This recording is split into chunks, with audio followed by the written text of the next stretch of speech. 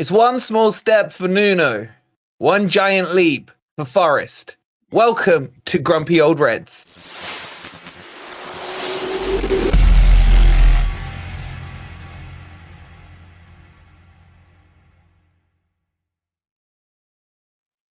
Evening, everybody. Hope you're doing well. And welcome to Grumpy Old Reds, where, just to remind everyone, just in case you've been in a coma, maybe you've needed to pinch yourself, but it finished Liverpool Crybabies 0, Forest 1.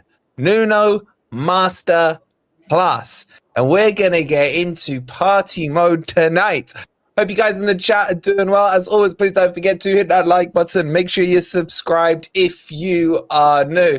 It's good to see all the messages in there, all the Liverpool tears. Loving it, loving it, loving it. And just a very quick reminder, because you can win shirts from Men of the Matches yesterday. You can get yourself Moreno shirt signed for the main prize, or an Insta win of Aina with ticket number 34, or ticket 131 gets you the wonderful Serbian. So we need a nickname for him. The Serbian, sexy Serbian. I don't know. You guys here? Yeah, keep working at it. I'll keep working at it. But click on the link that's pinned in the chat, or of course put exclamation mark prize. Serbian giant. Yeah, chat, you come up with one. I need to start with an S. Cerebral Serbian. Something like that. That starts with a C. Yeah, but phonetically it's right. Anyway, where's the Hawaiian chat, Wolfie? Well, I was saving it for some Liverpool fan streams, and they've been ignoring me. I nearly wore mine tonight, and I was close, but it's too cold, man. I'm not gonna lie, I'm pretty cold. Oh, I am. You put heat on your place. Not yet, mate. Not yet. Not till December the 25th, mate. That's Christmas present. I bit the bullet last week and put it on, and I've just noticed, just under there, I've got my meter. And fucking hell, it's gone. It's gone up since I put my heating on. I think I might turn the bloody thing back off again. Just get a bigger coat. Quick shout out to Bill with the 22 months, the absolute legend. Lemmy with the 21 months. Hopefully, I think I've asked him. He'll be on the Forest Forum on Thursday.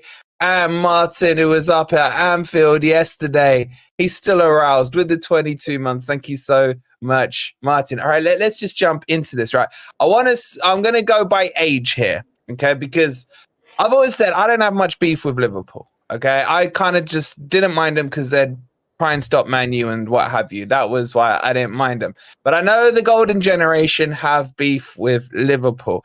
Just quick shout out, sponsored by Shipstons. Thank you for the 19 months, you absolute legend. So we'll go by age here, or by beauty. Let's call it by beauty. Right? So, Ant, what does it mean to you about yesterday? Because I'm sure 1969 feels like yesterday to you, but it's been over 50 years, mate. What did it mean for you? And for the golden generation in the chat as well. Let us know how it felt for you as well. And to try and put it into some perspective, when we were champions of Europe, our main rival, well, yeah, I nearly said it as well. Our main rival was Liverpool. And trust me, they hated us. One of my proudest moments as a Forest fan, ridiculous. Bear in mind, I've been there since year dot. So I was there in the second division before we got into what's now the Premier League. You're going to say in the Second World War there, but okay. Yeah. Okay, so I'd been supporting Forest when we used to get 10,000 in the City Ground for a second division match. Okay, and we went from that within a year or two to be champions of Europe and league win. And our pain in the arse was Liverpool. But believe you me, one of my proudest moments was when I was watching Match of the Day, and Liverpool scored, and cops started singing, "Nottingham, are you watching that? Nottingham, are you watching that?" So I knew we'd arrived. But that rivalry was intense. And you got to bear in mind, in those days, late 70s, early 80s, hooliganism was kind of at its height. So when you went to Liverpool, you took your life in your hand. Trust me, I've been there. And you took your life in your hands. The coppers didn't give a shit. They used to send you on your way. You know, I remember after the European Cup second leg, I came out and they opened the gates and there were thousands of Liverpool fans waiting outside the gates for us. Yeah. So a lot of history with Liverpool. And how you feel about you younger lads, how you feel about Manchester United with their dominance and ruining your life was how we felt about Liverpool, except we fucked them up. So that was pretty good. We fucked them up. 1 win in 10 games against us, they had. 1 win in 10 games against us, okay? But we didn't win at Anfield. That was the thing. We didn't win at Anfield. I was at Anfield when we were 2-0 up. And Stan came back and ruined my life, okay? So for me, it's massive. Now, I've got to be honest with you. As you get older, you kind of level out a little bit, especially from something that's 40 years ago. So my hatred for them now is not at the height as it was when I was a young man, yeah? But it's still there. So for us to go up there is just absolutely... And win after 55 years is unbelievable. None of us, I don't think, really expected us to win up there. Some of us might have thought we could kind of scrape a draw. I didn't. I thought we'd get beaten. So for me, it's fake absolutely... fan. No, not fake fan. I don't think that's a mistake. So for me, it's even more wonderful because it's unexpected. I remember a year when Liverpool were playing really badly. We went up there. We weren't brilliant that year. I can't remember which year it was. But obviously, it was before we got relegated, so it's over 25 years ago. And I thought, this is our chance to win up there because they were playing so badly. And we still didn't win. But now we have. Now we have. And I am so happy and so relieved. And I personally think it was a thoroughly deserved win as well. I don't think we were lucky. I thought we controlled large. When I say controlled large periods of the game, I don't mean in possession because we obviously weren't. But I think as in regards to keeping Liverpool at bay, most of the time we were fairly comfortable. I was fairly thinking there was still that fear in my heart because of what's happened on so many occasions. But I thought if this wasn't Liverpool, I wouldn't be worried because I thought we defensively were superb. So I won't hog anymore. I'll pass it on, but I have got other things to say. All right, next. Obviously. This may be an extended Grumpy Old Red session, guys. So make sure you get your popcorn out. Get comfortable. There's a lot to talk about. Before I come across to Rob, the lovely Jessica came on the Forest call-in yesterday. Thank you for coming on, and thank you for the £5. Evening, gents. No wood boasting yet at all for FFTV. Thanks for all the videos. Come on, you Reds. Thank you so much for the support, Jessica. And thank you as well for coming on the show. It was lovely to speak to you last night. All right, next in age or beauty or whatever way you want to look at it, I think it's Rob. I think it's on internet connection, but it's Rob. Damn it. You've outed me. So firstly, I wasn't meant to be on tonight, but I demanded to be on. So thank you for having me on. You can't oust me. You can't call me out. Not after we beat Liverpool.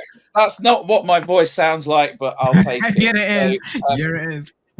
So going back a few months, you may remember I said I started supporting Forest in the late 1980s, going to games. I thought you were going to say a few months ago I supported Forest. I thought that was me. I thought that was me, mate. Sorry. So at the time, just as Ant says, Liverpool were the hated team then, before Man United.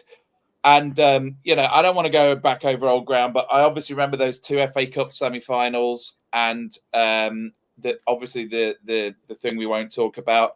And also, I remember, we missed out on a whole load of European campaigns because of what their fans did. And I still hold them responsible for that. And I think it was just what I noticed at the time was just the arrogance of the club and their fans.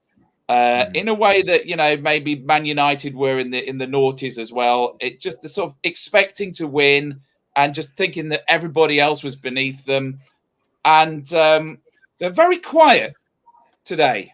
They're very quiet. I mean, I haven't been looking. Maybe they're moaning. But, I would say that for me, that's probably the biggest result for Forest of the Premier League era, right? So the Premier League was started in 91.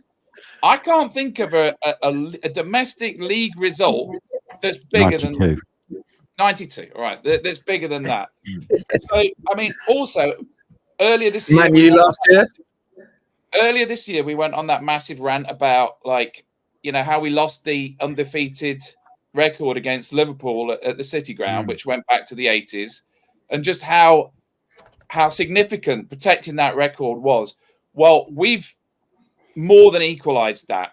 We've more than avenged that, because they had an unbeaten record against us going back to 1969, and we've cleaned that out.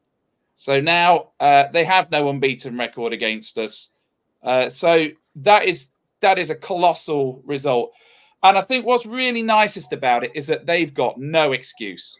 They had a full strength team. They'd won their last 3 games without conceding a goal. They were on top form, and they couldn't blame injuries. They couldn't blame suspensions. Jet lag, Rob? Are you forgetting about the jet lag?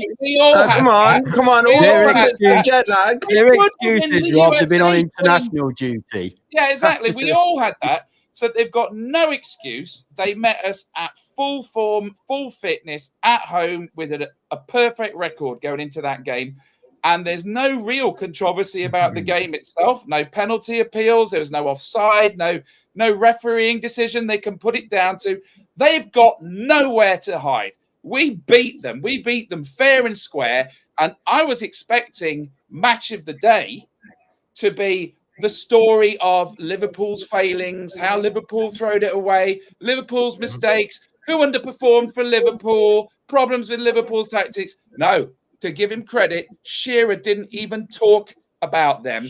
I now like Alan Shearer again. I'd gone off him in recent years, but his analysis was superb, and he was just gushing about that Forest performance. And he absolutely, really nothing that we can say would be more on point than what his breakdown and the clips that he showed of how the back four was organised, and that midfield, those 5 central midfielders, I described them before the game as a blob, but like in a good way, because basically every time a Liverpool player got the ball, there's 5 guys around him cutting off all possible directions, just closing them down.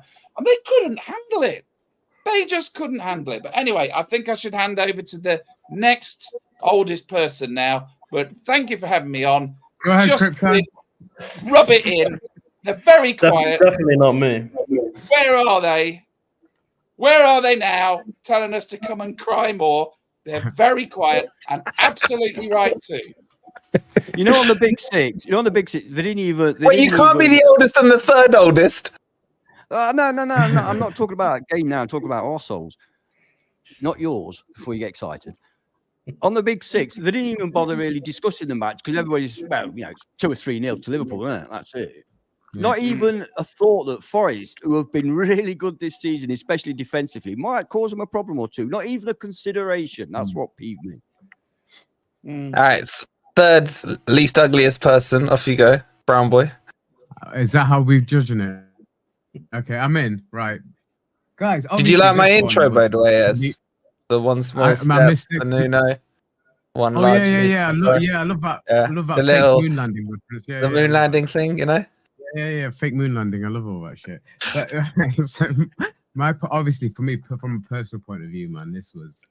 I've been waiting all my life for this moment, so I let them know. But yes, somebody said in the chat, yes, my mates have all gone very, very quiet. I'm not hearing from anybody, none of the Liverpool fans, but I'm of that era where we're all Liverpool fans. And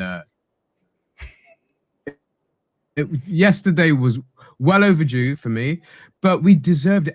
From what Ant said earlier, we absolutely deserved it yesterday. Liverpool had their moments, obviously, in the first half, but in the second half, I think not only did we have the best chances, we controlled the game, we kept their crowd quiet. The crowd were on their back. We gave the game plan from Nuno, for me, was spot on. And I know, I just wanted to say something. We're all happy, obviously, that England won, but no doubt, guys, and no doubt we'll find something to debate and something to be angry about today. But overall, we are really happy with the result. Obviously, this is an amazing result, and for me, it's a game changer, not just for how other teams look at us, but how we look at ourselves now as well. Because the start of this season has been progressively getting better and better. And by all accounts, we should be on 12 points and top of that table right now. But we're not. We'll get there. But I'm buzzing, mate. I don't know what more to say, but I'm going to pass it on to Crypto because given because you were lagging half of that. It wasn't. No, I got you, gist. He's a happy chappy. Crypto, as a person, just slightly older than me, obviously the European days and stuff were before we were even, in the nuts of our dad's sacks kind of thing. So, did this one mean much to you? How did you feel about it? Yeah, I mean, for me, growing up, the teams I've always hated have been the. Stop, Crypto. Can we just double check? Are you reading off ChatGTP this time? Yeah. Not this time. Thank God for that. The teams I always hated were the ones who hate us. You quickly realize when you get to school, when you get to college, that everyone from Derby hates you. And I think as you get older, you realize that a lot of people from Sheffield, a lot of people from Liverpool hate you as well. So for me, this was a is that you personally or the fan base? Yeah. What he's saying is the more people that he meets, the more people you realise hates him. That's what he's saying. No, I mean the people who hate Forest. So it was a massive massive game. The fact we haven't beat them at their ground for 55 years is a really good. It's a really good way to get it done, and I thought Nuno's tactics were spot on. But for me, it means a lot. No negativity from me, Nathan. No negativity from me. I thought it was brilliant. I mean, these guys have touched on it, and we'll go into the match and pick it apart. But I thought it was brilliant yesterday. Brilliant performance. Do I, as the youngest, do I have to say anything? Or You've already done your own video. It's fine. We don't hear enough. For me, your opinion. We don't do enough of your opinions, and now they're already. No, you don't. You don't. No one hears it throughout the week. Look, the only thing I want to add is suck that for last year, and you're cheating at the City ground. You absolute tossers. Yeah, that's not been forgotten. Mardy asking about a fucking song. Yeah. Like. Talk about the most sensitive fan base in the world, the most entitled fan base in the world. They're up there with Man U, man. It's pathetic. It's pathetic. That should slap you down and shut you up. They are worse because they've got. I don't know. I've seen some United fan bases, and honestly, I think it's just the Northwest in general. Apart from Everton, shout out to our PSR brothers at Everton, but I've just got to say it's pathetic, and I'm sick of the pundits yesterday. Now, I'll be honest, there was a lot of Liverpool fans that were humble in defeat that I saw and messaged and got in touch on the channel, yeah? But the pundits, the ones going on about this jet lag, let me just remind you, I think we had 13 or 14 players on international duty ourselves. As Ant mentioned, Danilo and Sangare, our starting 6 and 8, are out injured. So we had a makeshift, a B squad team that still went to Anfield and beat Liverpool. Yeah. And Nuno deserves all the praise in the goddamn world for his tactics, which, by the way, I called out at the start of the watch along. For those of you in the watch, I told you exactly what was going to happen down to the minute, and that's exactly what happened. So me and Nuno, we got Forest covered when it comes to Anfield. But yeah, that's just what I want to say. Shut up, sit down, know your role, and just go freaking cry some more into my bottle, mate, because I'm loving every second of it. Maybe we can just moderate regarding what you were saying about you didn't find some of them to be too salty. What I found, and you may disagree, is that the not genuine, that's a terrible thing to say, the actual Scouser fans are normally okay. I mean, I've met them on holiday before, and they laugh at me and say, "Oh, you used to always beat us, we used to hate you, and all that lot." Yeah. So, but it's like the London-based Liverpool fans that I find are the mardiest. They're the ones that are boo-hooing and not accepting what happened. Do you know what I mean? Yeah, I was going to say a similar thing, which is that you've got to remember that the global Liverpool fan base is millions and millions of people, and we're not condemning them all. We're not saying they're all like that. Just to say that there are some very, very toxic individuals in this world who happen to be Liverpool fans, and it's nice to think that they didn't enjoy that game yesterday. Very nice. Yeah, I'm happy. I'm happy, and I don't mind Liverpool. I don't mind them. Jimmy, shut your mouth.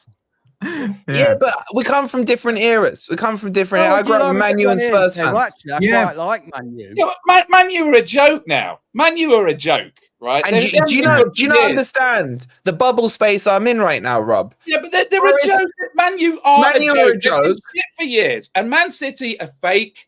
I don't really care about Arsenal. These are the people I want to beat, right? This is definitely. And can you think of a better league result we've had in the Premier League era? Because I can't. Man U last season 2-1. No, there isn't one. Quite simply, there isn't one. The proof of the pudding is in the fact that we've not done it for 55 years. Yeah. Oh, I don't know. The 2-1 at Old Trafford, Collymore, that was a better result. 2-1 last season at City Ground against Man U. It was on a par with the 2-1. I'll give you that. On a par. Yes. I remember after at the end of that game, because I was at Old Trafford that day, I was screaming, mate, we've fucking done it. We've actually fucking done it. Yeah, that was huge. I loved that, yeah. But because the gap to the Man U one last year, having got slapped to them a couple of times season before and the old 8-1 that we don't talk about. But I know, but it still doesn't matter. I'm not saying it doesn't matter. Just for me, the one that wiped the slate clean. There's two that wiped the slate clean for me. Last season beating Man U and the playoffs against Sheffield United. Like they just cleaned the heart out. In the chat, what's your most satisfying result? It could be yesterday. Everyone's got their own different story. That's a personal. That's what I'm saying. I agree from a club. As a Forest result. Yes. Then Anfield away. Yeah. Yes, I agree with that. Right, let me just catch up with the super chats and the memberships. Jimmy, happy 2-year anniversary. Looking good with the OG badge there as well. Thank you so much, Jimmy. Same with the Calvin Crow. He's got the 2-year badge as well. You absolute legend. The lovely Jessica with another £5 says, that's what I was thinking as well about the bloody drop ball last season. Exact. Thank you, Jessica. Thank you. Screw them for that. That really did annoy me. Point on it, because for me, that was one of the most cathartic results because of what happened last season. Yes, so it worked for me. Yeah, it worked for me. You know what? I never even thought about that. You know. Oh, I thought about it a lot. I suppose it's because I have a bigger agenda against Liverpool. I'm thinking 40 years ago. Yeah, we've already got plenty of ammunition, Ant, haven't we? But I think last season gave younger people a reason to hate them as well. So we can all. The thing with Ant, he compartmentalizes from old to new. He can remember the older stuff better than he can remember the stuff that's more recently happened. I remember in 1967, Barry Lyons.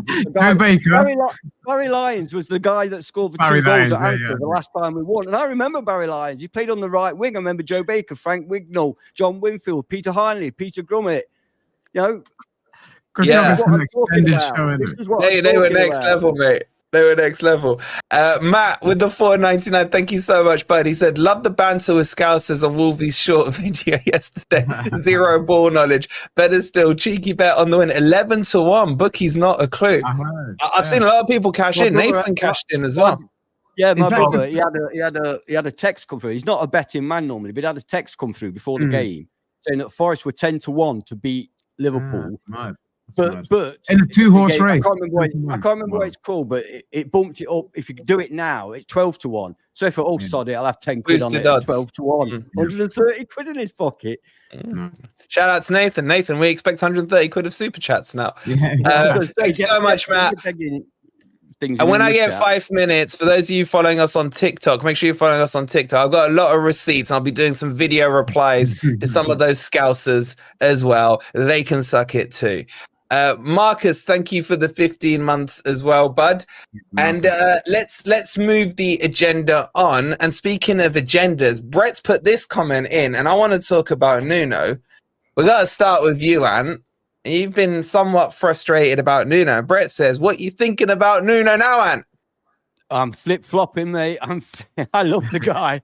I love the guy. Trust me, this means a lot. And, joking aside, I thought that the way the team he picked and the setup, the formation he picked and the tactics, and surprisingly, because I didn't necessarily agree with them at the time, the substitutions, I thought I couldn't criticize any of it. Yeah. I thought it was perfect. And the proof of that is we went to Anfield to an unbeaten side who'd not conceded the goal and won 1-0. What more can you say? Nuno, I apologise if I had any negative. I mean, I wanted to sack him for putting Yates on at one point. Not after yesterday. He can do what he likes now. So Well, remember the I take it Newcastle all back. game? That That genuinely was, in my opinion, a masterclass yesterday. He outfoxed Arne Slot, who's supposed to be the next big thing at Liverpool. So there you go. Yeah, this and was we're getting like to look last a little season bit Newcastle. more. I'll finish off with this. We're getting to look a little bit more like the Wolves Nuno side, which was an excellent side. So last season he got that win at Newcastle, and he banked a lot of credit in that game. So even when we had all the 3-2s after that, we knew last season that we were better than the results we were getting. We did know this, right? So idiots have just been looking at the table and saying, "Oh, Forest, they're shit," and they've wasted all their money over the summer. Very low resolution takes. People that haven't seen the games, right? But second half of last season, we were a lot better than the results that we were getting. But it's not going to be rosy all this season, but he's got so much credit in the bank after that win. And I'm really pleased because it really enhances his authority as manager now, because people are going to think, right, that's what he's capable of, right? So if we just listen to him and do what he says, that's what he's capable of. So I'm very happy for him that he's got all that personal credit in the bank, and he was humble about it. And even the thing that I criticized him on, which was the substitutions, he got perfect. Those were the earliest substitutions he's done, because we can look at the graphic again. And what did you do, Rob? And what did you do on those subs? He messages me, Nuno watches FFTV. He definitely watches FFTV. He heard what I said. Well, it was clever because he didn't just go hell for leather and throw both wingers on at the same time. He sneaked them on. He sneaked on Hudson-Odoi, very small change, and then he sneaked on Elanga on the other side. And before you know it, we've got two wingers on, and Liverpool haven't cooked.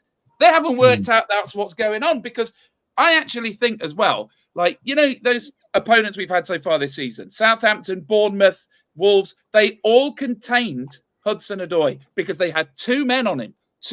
One in case he goes outside, one in case he goes inside. And he's had three quite quiet games because he's had two men on him. Liverpool's so bloody arrogant, they haven't watched the videos of Hudson-Odoi. They put what's his name, Connor Bradley on. Connor Bradley, yeah. He rinsed him. And he's not. They haven't watched the videos. I could have told them he was going to do that, but they didn't think. They didn't think that to was be fair, Rob. To be fair, Rob, though, when he cut inside, he did have to go past another defender before he shot. Oh. Yeah, Kanate. Yeah. How many times have done that goal now? Like a dozen? Huh? But they haven't been watching because they're so fucking arrogant. They didn't think about how they were going to contain the attacking threat of Forest. They didn't think about it at all. And let me just jump in. Very good. Another point we need to not forget is that's 4 away wins in a row in the Premier League, going back to that season. Excellent. We didn't think, what was it, 1 away win in our first season up, and then look at the gap between the away wins last season. But no wins at home. Yeah, what thing is, what we can't do is overlook that, and we got to build on it. But there's a couple of performances from, and we'll talk about the individual players, but I've got to say, overall, I know we're still pissed off we didn't get a striker in the transfer window, but every single bit of business I think we've done in terms of what we bought in, I can't think of a single player that hasn't shone so far, who hasn't shown something that, wow, okay, he's not a waste of money. Morata's the only one we need to see a little bit more of, and maybe the right back. But look at every single player that's been brought in. Moreno, the 2 games he's had have been man of the match performances. Against Newcastle in the Cup and against Liverpool yesterday, he absolutely had Salah in his pocket. And not just Salah, anybody else doubled up with him, because a couple of times they had Trent with him as well. He dealt with them both. I thought that was a really amazing performance from such a new player into our team. Shows how well we are knitting behind the scenes, because we've got a brand new back four basically now, and they look like they've been playing together forever. And yesterday, can I say on that? Go on. I feel about our back four now. This is going to sound hyperbolic, and it probably is, but I feel about our back hot four. Word, man. I love it. I feel about our back four now, like I imagine Arsenal feel about their back four, i.e., they're just so good. I can't see them letting goals in, and I mean that. I think that back four that started yesterday, which I think we all said is the back four we wanted. For 2 weeks, I've been saying it. Yes. We've all Like been he's on his saying own. it, bro. Come Like on, he's man. on his own. Like he's on his fucking own. I know. Anyway. Rob wanted Williams. Rob wanted Nico Yeah, Williams, Yeah, right Rob back. did I one. just Yeah. Oh, Rob did now one. he's gone quiet. Now he's gone quiet. That's Rob. I wasn't I including even him. corrected his freaking team sheet for him. Yeah, your back I four remember. was the right back four. That's So what I'm saying is that back four, I have such confidence now. I would feel comfortable against playing anybody as regarding our defence. You know what I mean? I'm not saying we're going to go out and win every game, of course, Haaland. but we're solid at the back. We're solid. And the tactic was spot on to not go free out the back, but block out the midfield. And it worked. That's the problem, Yeah. people, isn't it? Agree. We were all picking 5-man defences, weren't we? No. I We mean- weren't all picking 5-man I defense. wasn't. Crypto was. You were. I didn't. I went 2 out the back. Yeah, but what I didn't realize is how much It's, Milenkovic would shine through, because I thought he was Oh, absolutely fantastic. You know what? Before we move on, let's do this. Before we move on, let's all pick a man of the match, because I guarantee we'll probably all pick a different player, and let's wax lyrical about that player, because there were some amazing performances last All night. right, And guys, start with Ben. go on, Ben. Well, okay, I'll continue then. I'll wax lyrical Chat, about man of the match is in the chat as well. Let's see about how that. varied it is. I thought Milenkovic One yesterday was absolutely fantastic, and the way he pairs with Murillo is brilliant.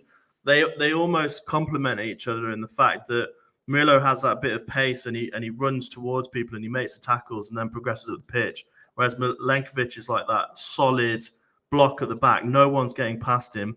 Don't forget as well, the goal effectively started from him making that tackle and the ball going up the pitch.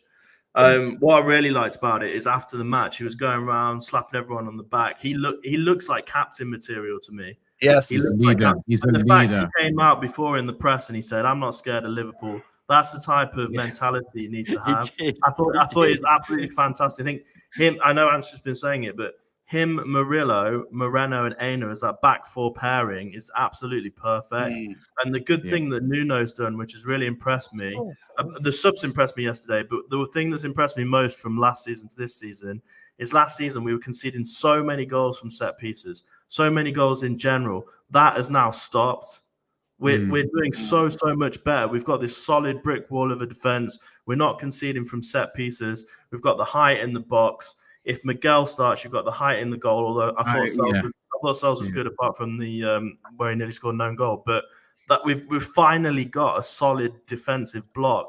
And there is no way. There's people out here saying Forest are going to get relegated. There is no way Forest will get relegated. Crypto, stop shooting your load, man. We just said who's your man of the match. I don't want the fucking match details. I mean, that wasn't my man of the match, but I had to continue it. All right, well, tough he is now. I'm just putting a poll in the chat, right? And I'm sure people will not like it, but who do you think the best defender was yesterday? Because I think all 4 were up for man of the match. I just want to know, if you had to be nitpicky, chat, which one would you pick? Just while I'm doing that, can we say a massive welcome back to our boy Ant the Hat with the 9.99? Bro, it's good to have you back. It's been a while. He's been in hiding for 55 years waiting for that Liverpool result. It's good to have you back, bro. Looking good in the hat. Much love to you, and I hope you're back for good, mate. I know you've had a lot of stuff going on, so good to have you back, bro. Yeah, That's who I would have said, by the way. Right, just before I go to Rob, hold on. Why didn't you then? Can we mute him? Can we I was mute already him? talking about Milenkovic. He was probably trying to. He probably asked Chat GTP who was man of the match. That's probably what he's doing. No, but Well, he's just going to go Salah, to all the money. Are you going to talk about Salah? No, we're going to talk about man of the match. No, we're going to mute you. We fucking beat Liverpool. You lot are still arguing, man.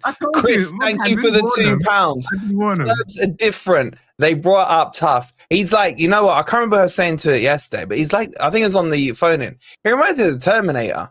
It's just Terminator. I'll be back, man. Hasta la vista and all that shit, man. More of Ivan Drago from Rocky 4, man. That's Yes. I like that. I like that. He dies. Thanks so much for the £2, Chris. Right, I'll go get his poll up. Rob, who is your man the match, whatever the question was from Ez, I can't remember. Murillo. But you could make a case for any of the back 4. No, just say one, please. Shut up and say one. Right, look, Murillo, but I would give all of the back 4 allowed, Rob. I think the problem is with Murillo, we just kind of expect that from him. But if you watch those highlights again, he's so many blocks, so many key interceptions, so many tackles. And what I really like as well is like the body language of the whole thing. You know, if he gets a block in, you've got like Yates coming in, slapping him on the back, Ward-Prowse high-fiving him, Sells giving him a slap on the back, and then it really feels like a unit, doesn't it? It really feels like a team. You've got a whole team of captains there. It's not just Yates, not just Milenkovic. Ward-Prowse is a captain of the team. Shut up. Say one player remove on that. Murillo. You get Murillo. All right, fine. Okay. Mark with the £2 saying Nuno was man of the match. Mark, stop being so cliche, man. Don't be so cliche, right? The chat did that joke yesterday. Okay. Yes, we agree. Nuno was superb. Nuno's got the best beard in football as well. I just have to put it out there.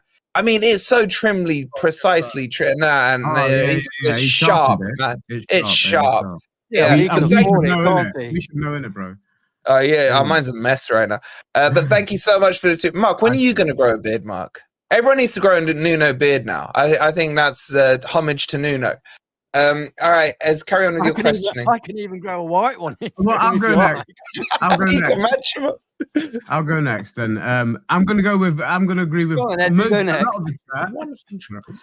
a lot of the chat, and I'm going to go with I think Moreno. For me, Moreno's just really stood up. He's stood the 2 games he's played. For me, he's been man. Because he looks like Felipe. He is nice, isn't he? Jess likes him as well. I think Jess Laurie going in the chat now. Sorry, but I know Jess likes him. She's switching over. So if Jess Laurie's absolutely chucked Felipe in the ant bin. She's all Moreno now. But yeah, he was brilliant. He wasn't. Sorry. Do you know what I saw from him yesterday? And one criticism they had of most people have had of him is that he's not defensively as good as he is going forward. I saw the opposite yesterday. I thought defensively he was fantastic.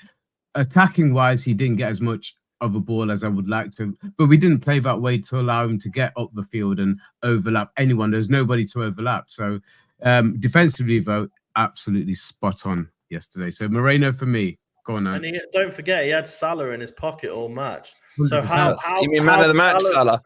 How Salah won fans man of the match, I'm not quite sure. Just to let everybody know, who actually won man of the match was Aina.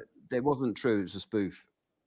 I don't think it was. He won fans man of the match. There was a vote. There's a Premier League vote on it. It was a spoof. The one that came up with Salah was a spoof. Who got it? Who got it? Aina got it. Aina won it in the ground. Was it with the £2? He goes, this is for Rob's analysis. Thank you. What, the analysis he needs. How much rival? Rob wrote the code for ChatGPT.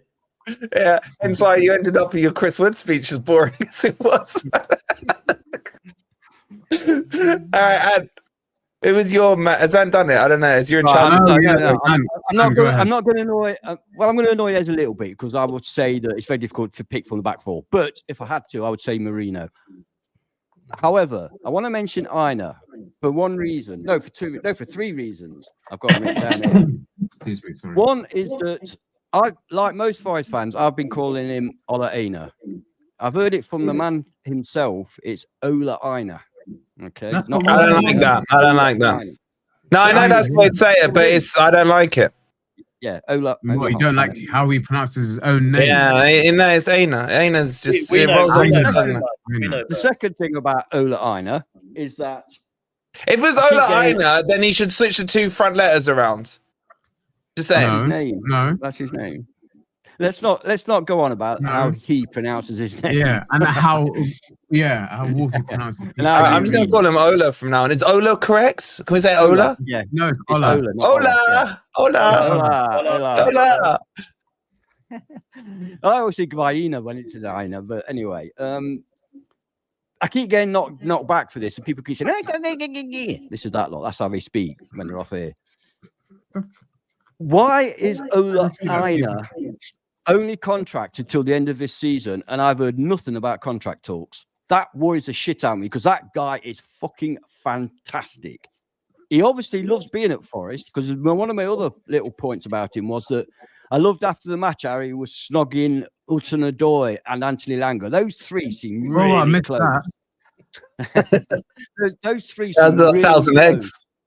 And that's got to be a good thing for team bonding, as long as Elanga don't get left out, of course. But that's another story. But the main point is that I'm worried as to why nothing's been done about his contract. At the end of the season, I'm sure it is behind the scenes. I'm sure it is. They would not take a risk for such a key. It's late, such a key you don't player. normally let a player go into the last year of his contract. I know, but they must have something in place because he's. There'll be a trigger in January. There'll be a trigger for an extension. I just want to put that out there, guys, so you can look back. No, it's a fair when he point. walks away to Man United or to Liverpool, you can look back and say, Ant was right.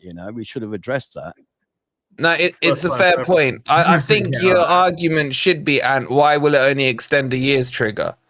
That's what I think the January thing will do. Because he's already triggered his extra year. No, but there's another trigger on the trigger, an option for the club. Usually they do contracts now. Unless I'm getting mixed up with last year. I thought it was 1 year with a year at the club's discretion. And now it would have been a 1+1. That's how they'd phrase it in the contract world. Exactly. Yeah. So I'll send a message to the club, see if they will tell us. I don't think they will on that one. Because it does concern me. Because every time I watch the guy, I just fucking think he's fantastic. And then at the back of my mind, I'm thinking, why is the club not securing him? Yeah. It's always I'm there. sure it's high on their agenda. I would definitely think it's high on their agenda to address. But no, quite often though, you hear quite often you do hear like, oh yeah, don't worry, we're happy, it's going to happen, and all that lot. I've heard nothing, literally nothing. He's definitely a favorite of Nuno's. He's my favorite, man.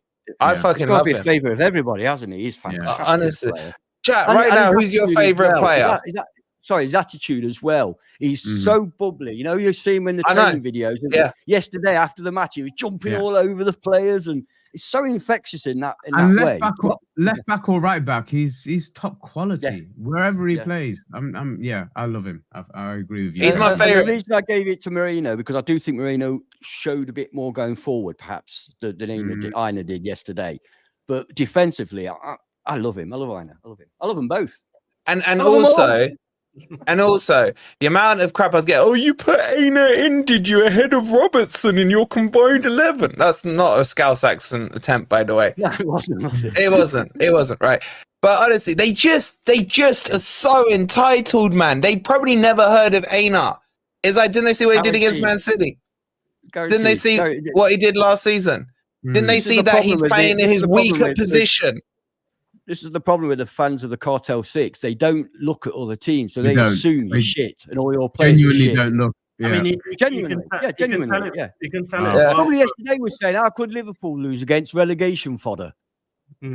Talk about they said that on Hassan's stream. That triggered me. But what doesn't trigger me is this from our boy Matt SB, the legend, he's nearly as big as Mr. Beast now with the amount of subs he's going. Shout out to Matt with the 199 predictions for Forest in Europe next year. I had to leave him. I had to leave him a comment on his video earlier, didn't I, Matt?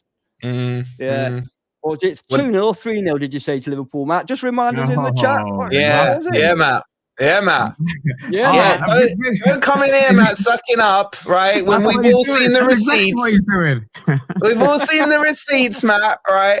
And didn't he predict us? Where did he? I think he said 14th at the start. But he does. He then changes his predictions next week and then the week after. It's like, I can't keep up, Matt. I can't keep up. He's still saying Forest 14th. Let me ask you the question, Matt. You absolute legend. He's happy to be wrong. We gotta get Matt back on. It's been ages since we've done some work with Matt, so definitely. He's responded, bless him. Yeah, what a legend. What a legend. Happy to be wrong. Hopefully, Cov come back up where they belong, mate. I think they started okay. I predicted 2-0 for Liverpool as well, mate. So don't feel too bad. Well, I didn't. I did not. Shout out to Matt. Make sure you subscribe to Matt SB. When he came on last year, he was on 25k. I think he's well over 70, pushing 80 now. He's just absolutely flying.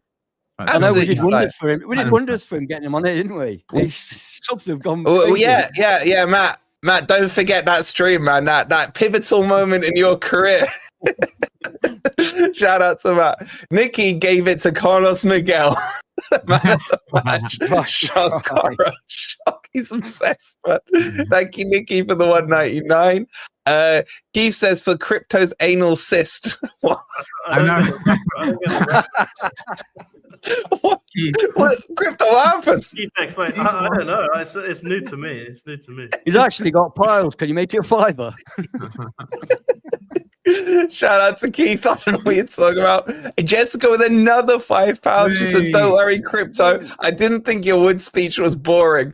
Fine. Jessica, you're on your own. You were the only one. By the way, Jessica's accent. Can I just say Jessica's Irish accent? Yeah, I'm liking some of that, man. But yeah, carry on. Oh, you're flirting, are you? You're flirting a little there, Ez. I'm always flirting. But anyway. You're flirting. And Matt with another 199. Go to a match too, I tell you. Flirt. Oh god! So you want Moreno and you want Jessica, man? What are you doing, this man? We're meant to be professional on here. And then what happened to Dominguez? Oh, he's got all embarrassed now. You want to see a brown man go red? Thank you for 199. We can't tell when he's blushing, can we? That's the problem. Matt with another 199. Top show as always. Matt, we got to do something soon. It's been too long, mate. Thank you so much for your support. He does a little, Laurie. Laurie's getting jealous. Laurie kicked me to the curb. Laurie's kicked me to the curb, man. So it's like that. Yeah, it's like that. Anyway, let's get back. All right, can we talk about football again? Jack, you voted for... Please talk about football. You voted for Ola... Now I don't know how to say his name. My favorite player... Ola Aina. It's Aina. Aina. As in mirror in my language. As in Aina. All right. All right. Ola Aina got 35% of the vote. Moreno, 26% of the vote. Milenkovic, 22% of the vote. Murillo, 16% of the vote. Okay, so next one I want to talk about. Bang on, Chris. It's like you read my mind. It's the heavy chest. I got rid of it for you as well, Laurie. Oh, all right, enough. James Ward-Prowse. What did you think of him, Crypto? I thought he was unreal yesterday, and I gave him a high score. The chat don't understand football, so they scored him low. What did you say? And Ant doesn't understand football either, but we'll come to him in a minute. So I agree. I made a typo on Twitter, and someone called me out for it. So I said he was a 7.5. I would have actually given him an 8.5. I thought he was fantastic, and what I saw this morning backed up what me and Wolfie think. I can't remember what they were, but he was top 5 in 5 different stats. It's something to do with passing. I've got them. I come prepared. Sorry, are we talking JWP? Yeah, James Ward-Prowse. James Ward-Prowse, just to help you out. You guys, by the way. To say that's his first match in a Forest shirt, that was brilliant, because not many people have a good first match. He hasn't played with the team before. He's only had a bit of time to train with them, and he comes in and he puts that performance in. I thought he was brilliant at taking the ball and then shielding it from their players and being able to pass out. That was brilliant. It was almost like a Sangare type role. And to be fair to him, his corners were quite good. I just felt no one got on the end of them. No, they were. The speed and the power and the whip he gets on the ball were brilliant. I thought he was really good, especially to say it's his first game. I thought he was brilliant. Yeah. So, can I carry on from that? Because I'm with you, Wolfie. He can. But let me just help him with the stats he wanted. Sure. He had the most touches on the pitch. He had most complete passes, most progressive passes, most passes into the final third, and most interceptions as well. Suck on that, and he made a massive difference. I thought he's one, like Crypto said. I thought he slotted into that midfield perfectly, and for me, he made the rest of them play even better. He brought the best out of Yates. So that was one of Ryan Yates' best performances from a starting game, and I think I was helped by how well Ward-Prowse played. He was everywhere, and his touches that you're talking about, a lot of them were just one-touch passes. You wouldn't have noticed it, because it was just literally passing it around the corner, moving it on. Not and like I think people did notice. I thought he was one of the standout players. No, I'm talking from maybe Ant's point of view that he's an agenda. Yeah, but you might not have noticed it, but I thought he was brilliant, man. I thought he really one of the most composed midfield performances I've seen of any Forest midfielder in years. And what did you give him out of 10? What did you give him out of 10? 9.5 at least, mate. I think he was I think he used the word unsung hero of the game. I think he. Yes, I did. Football knowledge. Football knowledge. But the way he worked with Yates and more importantly with Anderson tenacity in that midfield. Wow, what a player! Especially what a player, man. And it just the way they all worked yesterday, I thought it was seamless at times. Just words Laurie's just used. I thought it was absolutely seamless. They had the belief, because a lot of fans yesterday didn't have the belief, and the team and Nuno had the belief that they could go and get a win out of that match. Just last point on his set pieces. His set pieces were spot on. He was hitting the right places. A few more weeks of practice and the players will make sure they're in those spots, but he hit the right places. They've got to know where to make the runs, because he did some really nice curling round the back free kicks, and no one was kind of anticipating it. And the things with Ward-Prowse as well, people were kind of saying like, okay, apart from his free kicks and corners, what does he have to offer? I think he showed that over 95 minutes yesterday, just all the basics. And I think, unless you're watching in 4K on my TV, Wood and Yates and Anderson and Ward-Prowse all look the same, and I had to actually go and look up like, who is number 18? Who is that number 18 that keeps winning the ball? I had that on the watch. And it's like, oh, that's Ward-Prowse. And I've gone back and watched the highlights, extended highlights, several times now, and he's involved the whole way through, but not in a way that you notice. Not in a way that he's not in a way that you sort of notice with Gibbs White and Murillo, but he just did the basics really, really well. Yeah, kept the ball moving, kept us ticking. He blocked so many of their. And another thing, and this is one time that Chris Wood's deepness worked, because if you look at the previous game, listen. If you look at the previous game, well, let me say it, and then you can. I was still going to say no. That's fine. If you look at their previous game, Gravenbach had the run of that midfield. He came from deep. Nobody was picking him up. Are you just saying this because of Jet? Chris Wood being there blocked that run. He had no choice. He had no influence on that game until late in the second half. So Chris Wood actually being there blocked Gravenbach running off a field unnoticed. So it actually worked for a change. You know what? You know who we should give a shout out to. I'm not sure if it's on the agenda, but we should give a shout out to Yates for basically taking McAllister out of the game. We will come on to it. Ben, why do you keep moving on to the next subject where everybody's out there saying? Exactly. Honestly, just start fucking muting you in a minute if you don't. Stop. Wait, just before you come in, and Marlon here says Forest. I think that's what he's trying to say. Will not stay where they are in the table. Marlon, I would suggest you let us know who you're talking about, because I don't know what Forest actually is, mate. So you're going to correct yourself and let us know what Forest is. Obviously an expert on our club, isn't he? Yeah, clearly. Just his name wrong. It looks like it anyway. Just before you come in, and Noah, he's back in the chat. Hope you're well. 199 was at Anfield yesterday. My luck at away games. He's done it for us. Don't leave 55 kids for the next time. He's been to St. Mary's and he's been to Anfield, obviously. So yeah, it's working. Keep going, bro. Keep going. Keep it up. Let him into the City ground. Yeah, probably.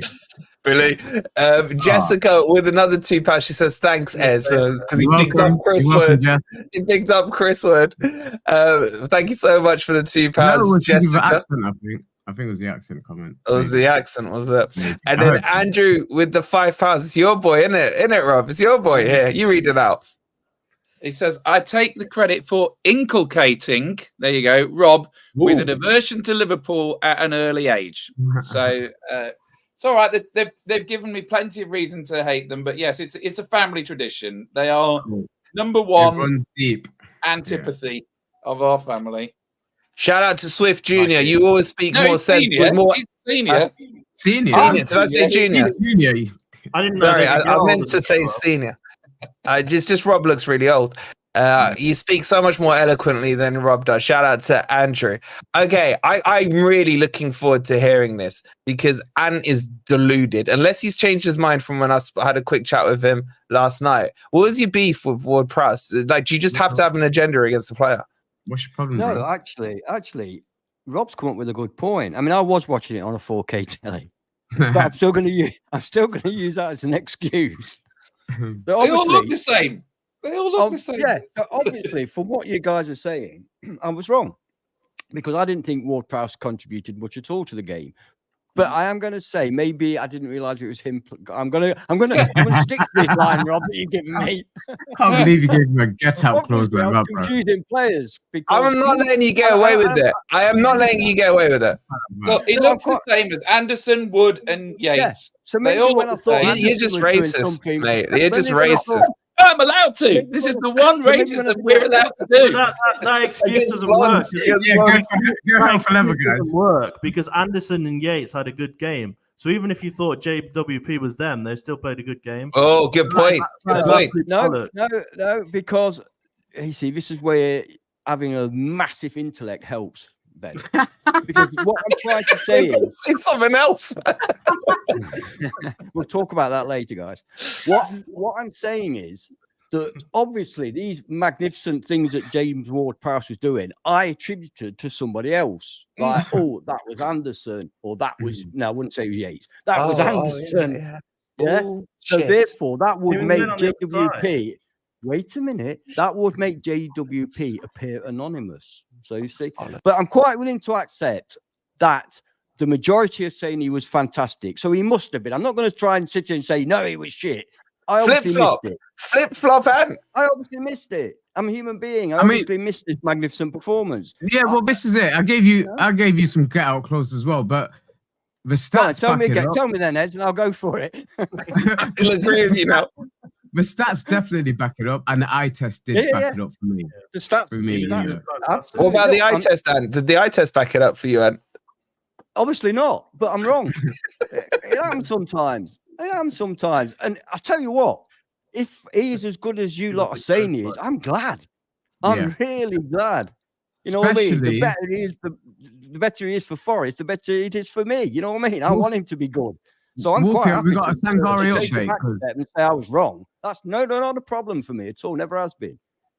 You know, I'll stand my ground till the cows come home. But if I think I'm wrong, I'll say that I think I'm wrong. And in this case, I must be. You are. What perhaps I need to do is perhaps watch the game again. Yeah. And any excuse, mate. Any excuse. Any excuse to watch it again. I might get And then bring an agenda for a different player. understanding of what he did in the game then. And I could come back, you know, having watched it and say, fucking hell, yeah, it's brilliant. You know, let's go with it. I love this. I love that. And follows the weather forecast for his views. Look, for me, I'll tell you what stood out for me is he almost did the Mangala role. You know how Mangala used to pick the ball up off the defenders or the keeper? Yeah. But his passing wasn't as good. Ward-Prowse would pick it up. And even at Anfield, I felt like some players just are able to create that space around them. He wasn't rushed on the ball. He picked out good passes, sprayed it around nicely. And exactly what Ben said, his cross, that free kick, I think you're referring to that free kick that he whipped to the far post. Like, if anyone had anticipated it, it was a tap-in open goal. The only downside to all this is does that mean that Anderson wasn't as fantastic as I thought he was? He was. Anderson was great. Anderson was good. They were all good. And I'll put it like this, Alan. This is really hard to say. James Ward-Prowse yesterday put a better performance in than what Mangala probably could have put in. Ooh. Wow. So I was ignoring Owen and Ann. Owen and Ann. He doesn't watch at the right time. He doesn't listen at the right time. Ez only saw half the match and he knows he played well. Well, let me give you the chat's verdict. Let me give you the chat's verdict on him. 3% gave him a 6. That will be Owen and Ant. 15%. Actually, it can't be. There's like 200 votes on it. 15%. 16% gave him a 7. 53% gave him an 8, and 28% gave him a 9. So do people understand what a 9 is? He was a 9. Well, I mean, you've got to have had a Maradona type performance to get a 9. He played like Zidane yesterday. He played like Zidane. James Ward-Prowse yesterday was Zidane. Whoa. I know, Let's not go too far, mate. Let's not bring the greatest footballer of all time into this equation, right? It's one game. It's one game, mate. It's one game. That's a little, whoa. Careful where you're treading here, mate. Careful where you're treading, right? Just very quickly on Ward-Prowse. So, what were your ratings? As you said, a 9. Yeah. Rob, I gave him 8.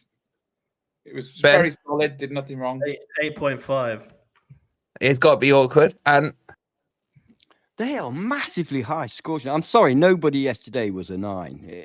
Really? Oh, they were. 9. Years, wow, we beat really? Liverpool at Anfield. You give 9 Yeah, to come it. I'm on. not going to give out 9s and 10s for a performance no, like no, yesterday. When no, did no, he use no, them? What did people like Milenkovic do wrong yesterday that doesn't There was warrant at least a 5 9s in our team. Moreno. 5 9s in our Yes. team. And Nah, Aina. not No, five. I'm saying 10s. Yeah, 5.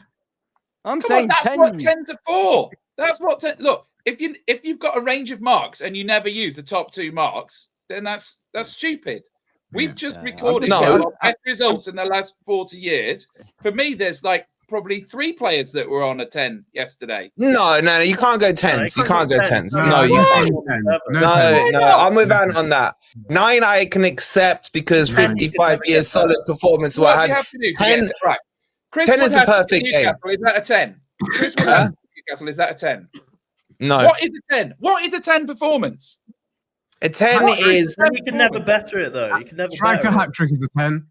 Right, okay. No, Did it's we not. give Chris Wood? It is No, a perfect not hat trick by a necessarily. striker It's is a 10. it's not because then you would have to say a clean sheet for a goalkeeper is a 10. No, he's got to make Has saves as anyone ever well. done a He's 10? got to make saves. You've got to use the range of marks. No, Ridiculous. I'll say I agree with Mark. Nuno was a 10 yesterday. That was a 10.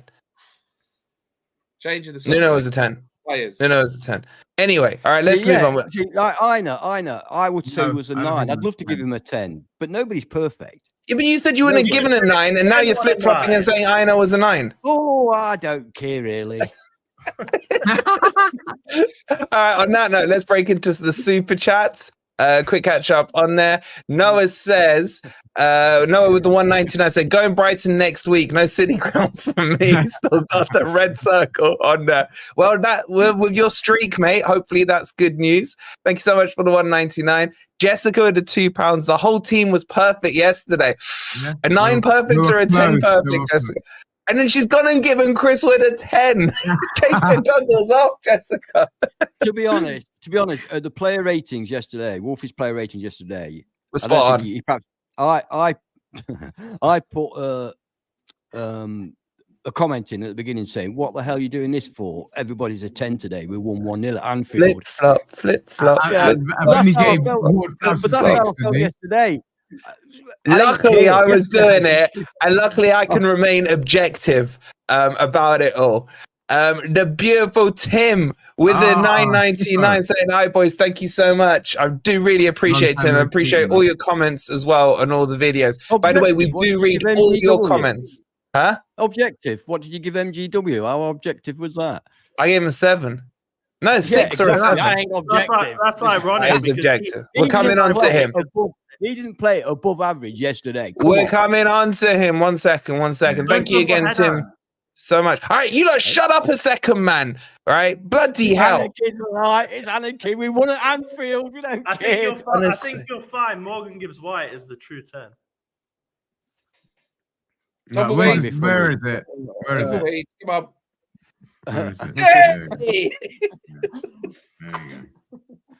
On that note, quick reminder, guys, please don't forget to hit the like button if you haven't already. Subscribe to Forest Fan TV if you need. And if you want tumbleweed comedy, go check out Eddie's Twitter, man. Honestly, Oh yeah. some of the stuff. I love it. Oh, I bet you do. I don't know how he comes up with it. Some of it's so bad that you laugh because it's so bad. It's crazy. It's crazy. Yeah, you see that, Eddie. You okay? Oh, Brett. yeah. Oh, Brett. Oh, thank you. And performance you tonight got is a 5 10. You got a 5 Yes. on this one. So I'm on the 3. Loving that. Cheers, bro. Cheers. I appreciate it. I'm happy, man. I'll take a steady 8. Yeah. Wait, what did Rob get? A 6? Oh, Rob, you're an average performer. Man. That's fine. No, that's above average. I always say 5's average, but I know No. people 6. put it higher. 6. Anyway, all right, let's move on. All right, I want to talk about 2 individuals, Morgan Gibbs White and Ryan Yates. Okay, which ones do you lot want to start with? Both Nah. of them very contentious. If we're talking positive, I would say Yates. Go on. Yates Let's start with one of Yates then. One of his best performances yesterday. He shithoused in the right way, and Crypto mentioned he killed McAllister. McAllister had to be taken off because he couldn't deal with his shithousery. So that was what I want from Yatesy, and that was perfect game for it. I did ask a question. I don't know if you heard it or just totally blanked me anyway, but I was asking what was the update? Well, probably blanked me. But update on Sangare, because this might be a formation. 2 months out. 2 months out. Yeah. So this might. So as I alluded to earlier, I saw. I felt Ward-Prowse brought the best out of Yates yesterday, and it might be a formation that we have to stick with for a little while going forward. So, Echo. as good as he was yesterday, that was the type of game you want him to play in, and the type of performance you want from Yatesy. So brilliant from him. He's still not the one for every game though, so you're gonna have to pick and choose with Yatesy for me. We have to have some more backup in that number 6 position at the moment. I don't think we've got it. Not the right one. I definitely agree with that. I agree with theirs. I thought it was his best game of the season. I thought it's obviously the elephant in the room is when he flopped it and nearly made us see the goal. I mean, that was awful. He should have just either shouldered it out or let it go out.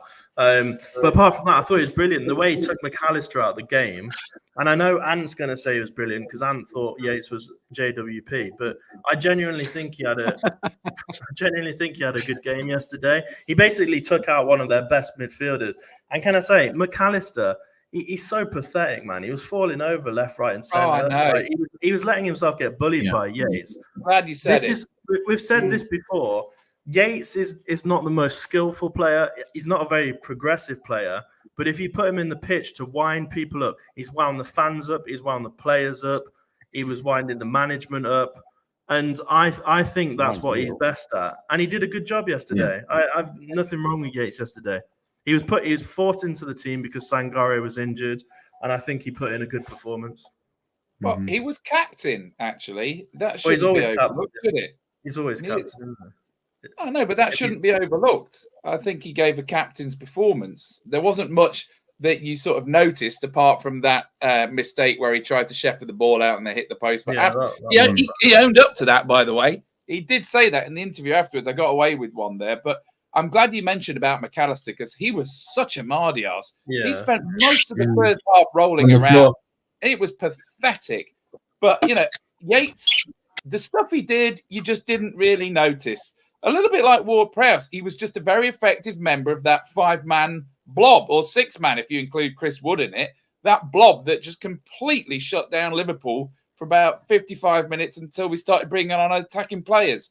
So I think we're going to see more of him with the injury to Sangare. But I think also it's a very tough to drop Ward-Prowse after that performance. Yeah. You want him to set pieces. So it's amazing to me that we've got the depth to put out a midfield like that when you've got 2 players injured in Sangare and Danilo.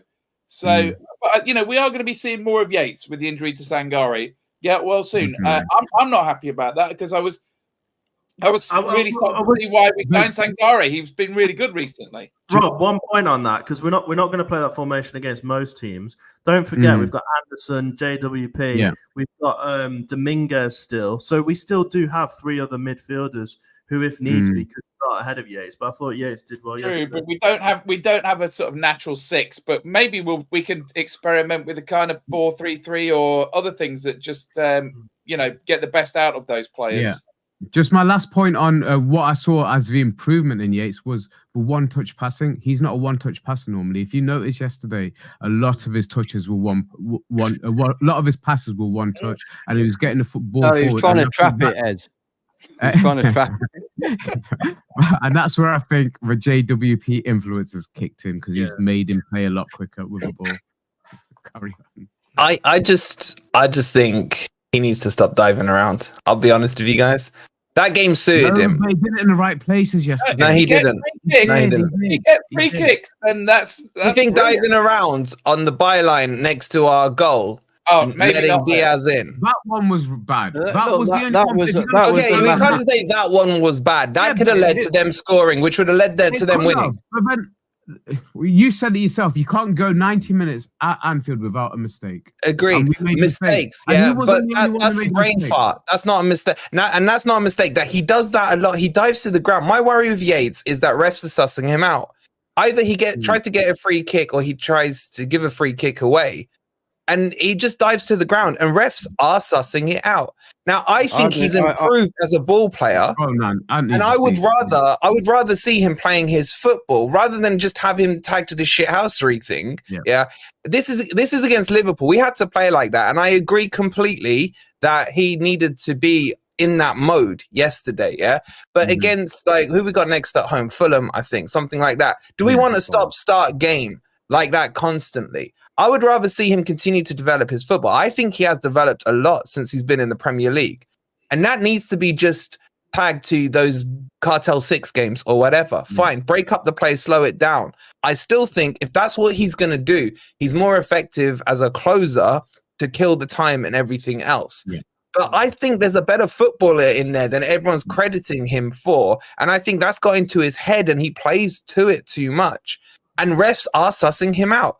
Like, if that was another player that went down where he went down, the ref would have given a free kick. But he's being labelled. 100% he's being labelled by refs. I don't think refs are sussing him out because they are. Well, we can disagree. You can't say they are. I said I don't think the refs are.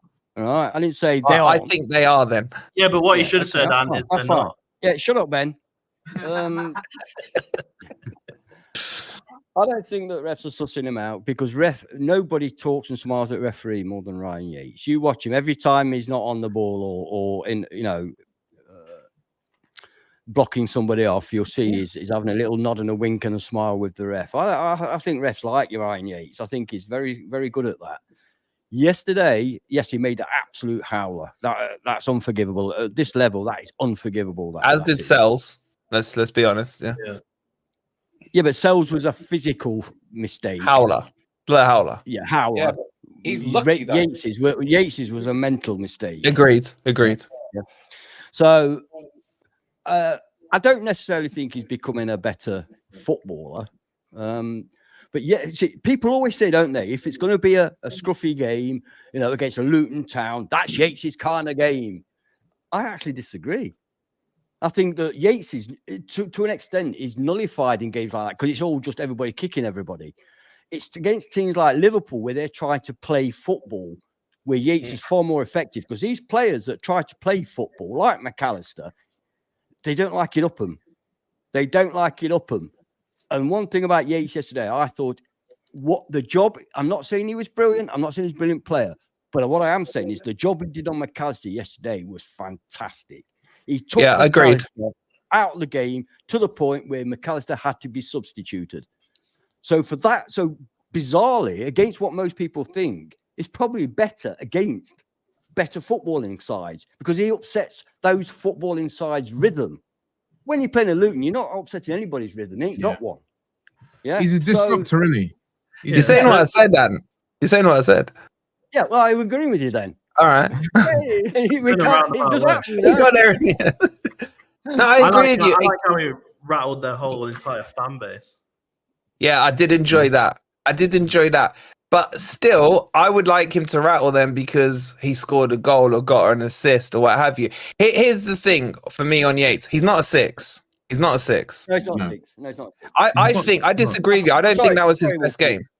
Just to add to what I was saying, I am worried about the Sangare Danilo missing. I am worried about that because big time. Although we played well yesterday and Yates played well yesterday in that kind of game, against Fulham, it might not be as effective. Do you know what I mean? So that's my point. Yeah, that's my point. We have got other options, don't Game's we? not Fulham, is the next game's Brighton, and I can see us playing exactly the same way against Brighton because they've got technical players like that. So I can see him sticking with it. But why wouldn't you? Why wouldn't you play the same team in the same way? Yeah. I mean, and especially because down to the way they play, they will be trying to get through our midfield, and that's where they're going to try. And if we can push them out wide, exactly like we did yesterday, I think that's a game plan for the Brighton game. I think. Yeah. Well, the chat, you've gone 8% of you are giving him a 6, 38% are giving a 7, 41 an 8, and 12% giving him a 9. So interesting. It's like somewhere you'd say the average there is about a 7.5, which I probably would agree with. I think that's what I gave him on the player ratings yesterday. Kitty Cat, this made me laugh. I've just read the description of the stream. Who wrote that? Liverpool didn't dominate and didn't have any notable attempts to score. It looked like GPT to me It as was, well. I'll fess up. I was late today because I had an under 14s game. So yeah. When I was reading that, I was thinking exactly. I thought that's ChatGPT. I was like, what would crypto do in this situation? So well spotted. They ain't usually that. Can I just end my bit on the Yates bit by saying, being a 6 is not an issue. It's fine. He's not a 6. He's not a 6. No. Being rated 6 doesn't mean you played badly. It means you're okay. Yeah. And that's, not every player can be above average every game. So sometimes having Yates in there to cover and coming out with a rating of 6 out of 10 is not a bad thing. 6 is a bit harsher. No, that's right. No, I'm talking in general. General. Okay. People I think agree. 6 out of 10 he must have been shit. No, he did his job. He was okay. 3 out of 10 is shit. Do you know what I mean? Exactly. Yeah, I agree with that. The thing I disagree with you guys on, I think his best game, which one was it? Was it Wolves where he played with Sangare? Or was it against Bournemouth where he was released further forward? I think that's his better role. Where was it against Bournemouth or Wolves? I can't remember which one it was. That was weeks ago. Oh. He did actually.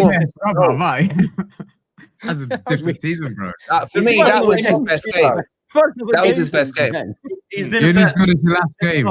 He's been a lot better this season than he was last season. Give him that. Yes. More consistent.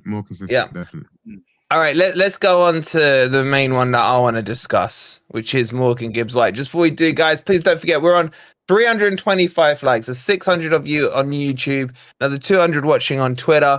Please make sure you've hit that like button. Subscribe if you are new as well. And let's talk about Morgan Gibbs-White. I personally, I thought he was the weakest player on the pitch yesterday. Let's kick it off with you, Rob. What were your thoughts on Morgan Gibbs-White? And chat, I'll do another rating one for you guys. It is weird that his England call-up has come at a time when he's not producing his best work for the club. He has played, as far as I can see, every minute of every game at the moment. Came off against Liverpool. I think he what did he come off with the third phase? Yeah, right? yeah. So he actually played better for England in those 15 minutes than he's been playing for us. But I'm not at the stage where I would want to drop him. And Agreed. In fact, if you go and look at some of the highlights, including the goal, most of our best chances, he is involved in some way in the build-up. They didn't show the offside one that he missed where he tried to dink it and it went wide. But, it's weird because you sort of take him out of the game and then we don't have those. Because, by the way, did anyone notice our XG, and I know XG is bollocks before Ant says so, but like our XG was 0.67 and Liverpool's was 0.83 or something. So it's not a big difference, by the way. Well, they created nothing. Yeah. Yeah, if you look at the sort of 4 or 5 best chances, he is involved in the build-up in all of them. So it's he just got to remember he was playing very deep as well. He was playing very deep yesterday, so he wasn't on the edge of their box. So so he doesn't have to be fantastic every game. I would leave him in, leave him doing what he's doing, and then he's going to have not too distant future. Yeah, Rob, we're not talking about dropping him, Rob. We're talking about his performance.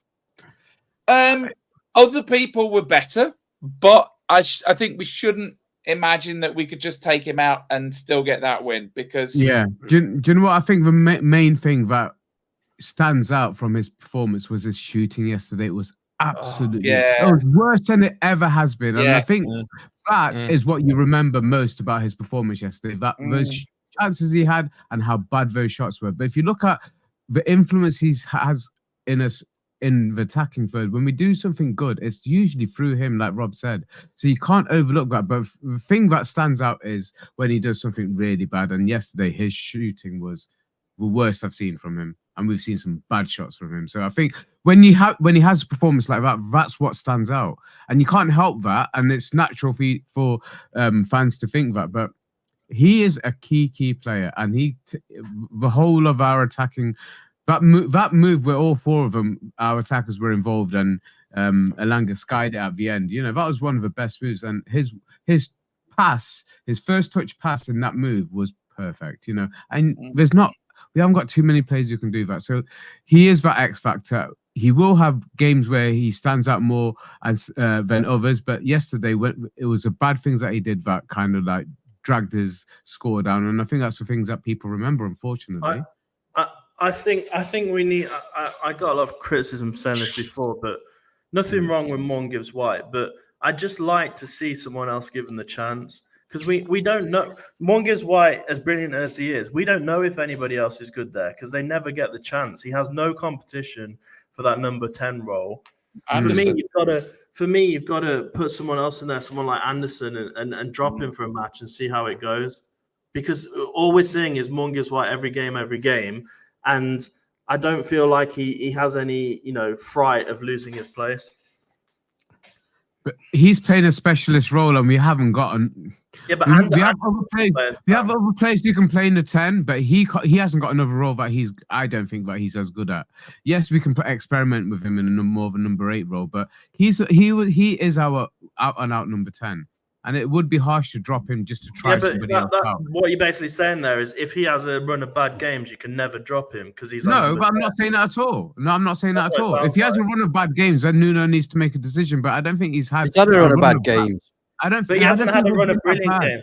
The thing is, the problem is, we see what Morgan Gibbs White was like last season, and we've got this huge expectation for him.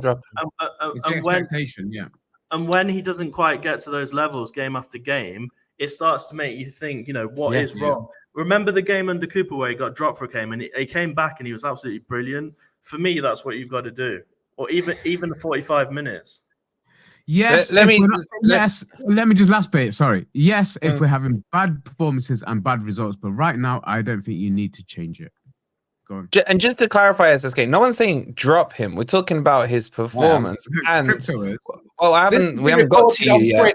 As FFTV wants to drop Gibbs White, just because someone said it. I know this will give some other podcasters a hard on, but we still will discuss this, right? So go on, An. All the positivity for the last hour. Yeah, go on, An. What are you saying? You're saying drop him? Not necessarily, but I mean, he just no. He said, "I am." Right. Look, if you let me go on, An. The situation, I'm sorry, Ez, I love you, man, but your obsession with MGW is clouding your judgment. It's not obsession. You're not. Yeah, it is, mate. You're not seeing what everybody else is seeing. What everybody else is seeing is a player that is massively out of form. I love MGW. I want him to be the best player in the world. I want to be our number 10 for the next 5 years. But unfortunately, his performances right now aren't justifying that. It's not. Now, I love his attitude. I love the fact that he tries his best. You can't take that away from him. He's a really hard-working player. But from MGW, you need more than that. From a number 10, you need more than that. And personally, I think that his performances of late haven't been good enough. And I think he does need a kick up the arse. The reason he got chosen for England is simple. Lee Carsley. That's the only reason. No other manager would have picked him. No other manager. The reason he got picked for England was Lee Carsley. Southgate should have picked him, but he picked 4 Palace players. Yeah, but wait, hold on. Let him finish, and then I'll bring you boys back in. So what I'm trying to say is that I want MGW to become the player that we all believe and hope that he can be. But right now, at the moment, he's not doing it. It's not fair to the team, to the fans, and to the other players in the squad to just keep him in because he's MGW. I personally would prefer, when we play against Fulham at home, I would prefer to see Jota in that position rather than MGW. That's my personal opinion, because I think the little glimpses you would rotate him or drop him out of the team? I'd rotate him. Yeah, I'd bring in so that at least MGW can sit on that bench and think a bit. And maybe that sometimes that kick on the backside can sometimes help players. Doesn't always, but it can do. But I think that Jota, in what I've seen, the little I've seen of him in his cameo appearances and the appearance against Newcastle, looks a really exciting player. Yeah. I like everything about him. I've seen no negatives about him at all. I'd like to see him given that chance. And the problem is, because it's MGW, and people are scared to say anything, literally because of social media and stuff. I know I'll get called out for this, but because of social media and stuff, they're scared to say anything because you can't drop. We're going to build our team. How can you build a team around a player that isn't performing? That's crazy.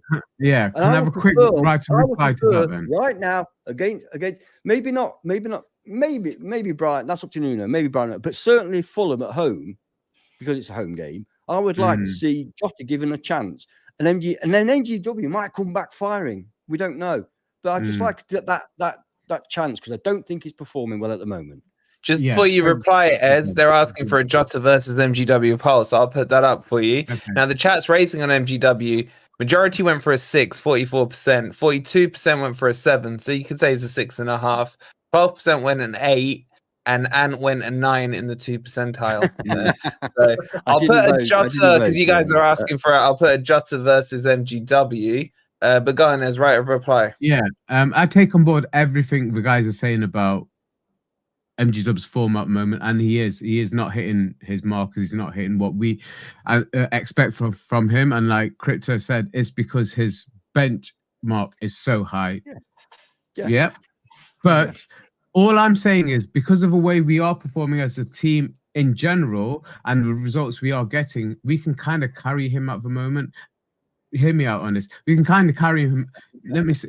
We can kind of carry him at the moment because he still is an influence on the game. There's no doubt about that. You can't say he's not influencing games and making us play in a more positive manner. And even if it's just down to his work rate, he's a 6.5 every game for me, just for his work rate. He doesn't give up on any chance. If you lose the ball, he's the first one to try and win it back. So that kind of thing does breed, and it kind of is getting him through right now. I think unless we start seeing really pathetic performances from him, then we leave him in. But I agree with Ant on this other point. I would love to see Jota given a chance in there, but maybe not as a starter, but certainly given at least half an hour in that number 10 position. Take MG Dub off early in that Fulham game. Start with MG Dub, get us 2-3-0 up like we did last season, and then bring Jota on and give him half an hour, 45 minutes, or half an hour, 35 minutes at Fulham back line. But we have got options, yes, but MG Dub is still our top player in that position.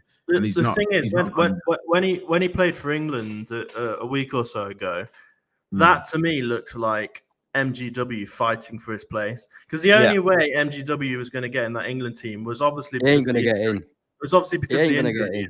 But I mean that specific match.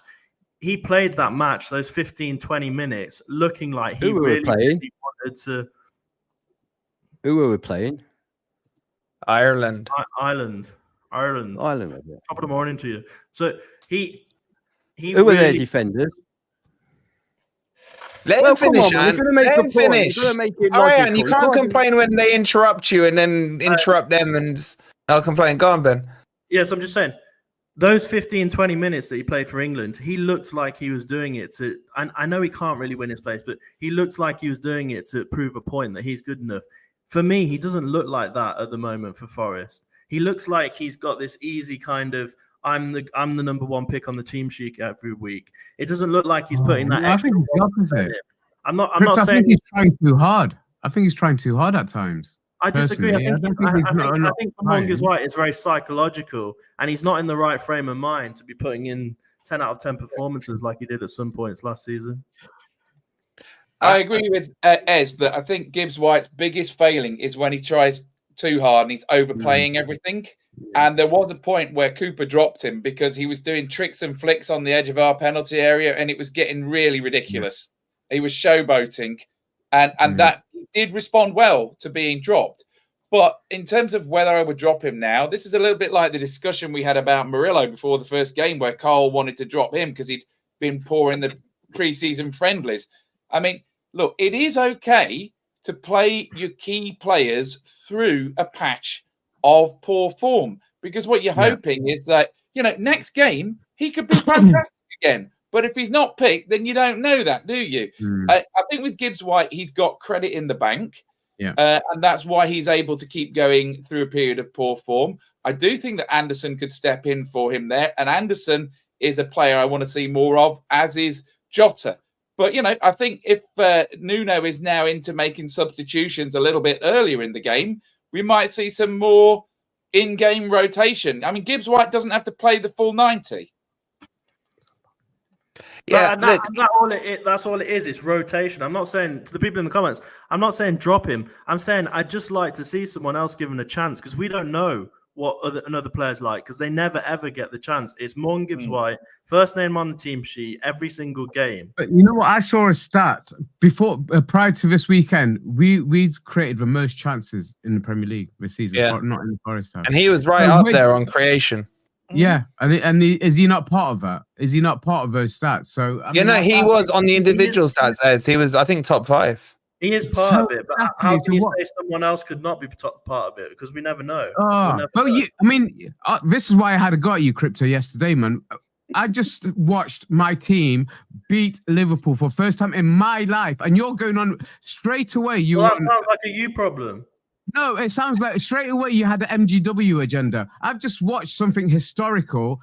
I can't believe people like yourself, honestly. So miserable. Fucking cheer up, man. Have a Solera and cheer up, bro. The reason we're having the discussion, though, is stats aside, those 4 games we've had this season, the eye test has not been overall favourable to him. He has given the ball away a lot. And that's just... it's more a feeling that you have about him. It's not about stats. It's more a feeling. But then if you go back and you deliberately study the replays of our big chances, they pretty much all involve him in the build-up. So it's a difficult one. But have you noticed, look, I would not drop him. I would keep him in.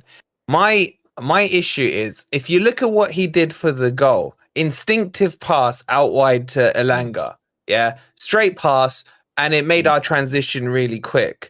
It's when he takes too long. Run across to take the defender out of the way for Hudson-Odoi to have that space. So it wasn't just the pass, it was his run as well. Yeah, exactly. But then you have to counter it with it. I think very early on in the game, he tried a Ronaldo chop, literally gave it away in our own half. I don't mind the flicks and tricks. I'll be honest with you. If it's in the opponent's half, keep him out of our half. That's the thing for me. My biggest criticism of him is his fucking shooting is woeful. It's absolutely woeful, man. No one can defend that. You can't. Look, we had the problem last season with his set pieces. That's been annulled with who we've got in with Ward-Prowse, etc. I'm almost thinking, I think he's more influential as the 8. The more I think about it, the more it's like, okay, in the 8, he's going to be able to release the likes of Callum Hudson-Odoi, Elanga, whoever's on the wings, Wood in front of him, another number 10 as well. His work rate, I agree with Ez, is like top notch. If he's playing deeper, he may have more influence on the game than he does at a 10. Maybe we line up. It's not into 4-3-3 here. We are talking ourselves into a 4-3-3. If we don't have a backup, I'm not against that. that. Also, the way we line up. Sorry, go on. Let me just quickly say, the way we line up, there's no reason why we can't even try that out in game. Just switch them around, literally switch Anderson. Yeah, you just drop a 10 into an 8. Yeah. So there are options are there, but there's nothing to say he couldn't do that because, like you said, his work rate is exemplary and it would cover some of his shortfalls. But he's got to stop the chopping in and little touches, and that's what gets him down. And the shooting. So people remember those bits though, and they forget the little touches, the runs that he makes, and the key passes that he makes because of the bad stuff that he does. So that's what he needs to really iron out. And I thought he did for a while, but he seems to be going back to his bad habits again. But it's not about him being a goal scorer, Owen. It's the fact that his shooting is woeful. That's my point on it. Yeah, and he's got to be a threat. Yeah, come on. Exactly. You almost would prefer just pass it to Callum Hudson-Odoi and let him go for his cheat code kind of thing. The thing is, though, and Ant mentioned this, you can see from the chat that if you have any criticism of Morgan Gibbs-White, it's like he's God's gift to Forest. No, it's not that. No. Stop playing victim here. There is a bit of that. There is. You can't criticize Morgan Gibbs-White. Nobody criticized Morgan Gibbs-White. No. You're playing victim here because you can criticize him, but you got to have a reason, like a good enough reason. You're saying reasons Because you every want to match. see Jota in the 10. That's not a good enough Well, reason. I don't want to see Jota in the 10. Jota in the 10. I don't want to see Jota in the 10. I'd rather see Jota for Elanga, actually. I don't want to see Jota in the 10. That I agree with. Yeah. So who you putting in your 10? You're putting Anderson in, Anderson. yeah? Anderson's playing great where he is. Elanga was very good Why change yesterday. something? Yeah, I It thought was. that was Elanga's best game. It was. I won't Fine. get that far. He's not- I won't he's get not- that far, but it was a Oh, good come game. on, that pass for Hudson-Odoi was a 10. That pass. Yeah. It was. Took out the entire defence. Yes, it was a great pass. It was a great pass. I still think Jota's better. It's Jota's right. better. We'll don't worry, Red. We'll have the debate. We don't give a shit really what people think. All right. And is there anything you want to close with Morgan Gibbs? Like, because I want to talk about Callum Hudson-Odoi. No. I'm happy. It's a good debate. Well worth Good having. debate. Good Thank you, debate. man. Thank you. I appreciate We're that. criticizing you because you're talking absolute I nonsense. keep Well, saying you've heard. you How can you say that when you've heard both sides of the argument? And the people defending him, people saying that he's done X, Y, and Z wrong. So it kind of doesn't make sense. I think this guy's just trolling because he just keeps. And there's no hate. There's absolutely no hate. I love the guy. I know by default, and if you love him. criticize someone, you hate them. Did you not get the updated rule book? So- Morgan Anyway. is, I think, one of our favourite players, but that's like I say, high standards. You got to have high expectations. Yeah, and Tristan, hurry up and sort us out an interview with Morgan Gibbs White, man. If you're Yeah. watching, Tristan, shout out to Tristan. Don't let Yeah, Ant in. I'll get Ant to do it. No, I'll be all flip floppy when Morgan, congratulations on England. And that Yeah. fantastic finish you scored against Southampton. Was it Southampton? Oh, wonderful. Your You'll be like, finishing is outstanding, mate. Yeah. Stanley who? Stanley Victor who? Your set pieces are the best. All right, let's talk about Callum Hudson-Odoi because I'll be honest with you. I think this season he's been marked out of a lot of games. I think a lot of people have cottoned on to his cheat code move. As I think, Rob, you were mentioning earlier, Liverpool hadn't done their homework. But there was a bit of an aura about him for me yesterday when he came on. And I really liked his interview. And he said, I was dropped, but I wasn't angry. And I knew when I came on, I had to make an impact. Remember, this is a guy we paid $3.5 million for, something like that. How good is he? How good is he, Rob? We'll start with you. He's a big game player. And that's, that's rare. He is a big game player. I mean, he pulled off those goals against in some very important games last season. United. Oh, hold on, Rob. I'm going to give you guys the rating on Chow as well. Sorry, carry on. Yeah, so he's a big game player, but first 3 games of this season, he has been marked out of the game because oppositions have doubled up on him. But that isn't a bad thing if it creates space. It just depends on who you've got on the other side. It ought to. Unfortunately, the first 3 games of this season, Elanga was not all that good, and I would have liked to see Jota there. But it doesn't bother me if Hudson-Odoi is pulling in 2 defenders and he's not producing all that much. If it creates space for Wood, for Gibbs White, for Jota, for Elanga, so I think that should be recognised. I do think it was the fact that Liverpool hadn't really done their homework on him because they weren't thinking in terms of that. Liverpool did no analysis at all of the threat that we posed. That was obvious to me. They did no analysis at all. Hold on, Rob. Hold on. There's a lot of debate going on. Ignore the sub rule for this one. Ignore the sub rule. Yeah. Sorry, carry on. He's a big game player. I wish he was a bit faster. I wish he would cross on it, on his left foot a bit more. But he's got one thing that he does, and he's extremely good at it.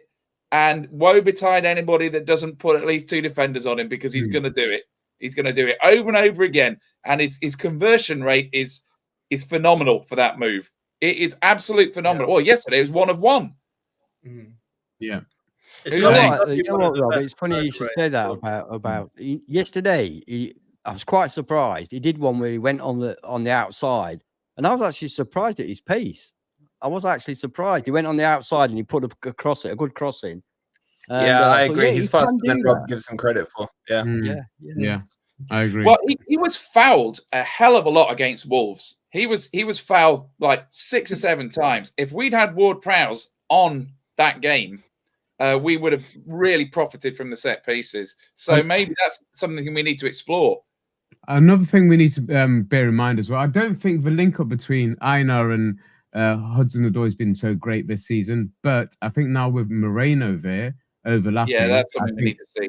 I think even if they've got 2 men on Hudson-Odoi, I think that's going to give us because they didn't. I think it wasn't long after that Williams came on. And by the way, I don't want us to miss out Williams at left back. I agree. I think he's much better as a left back. And both times his best performances at left back have been against Liverpool.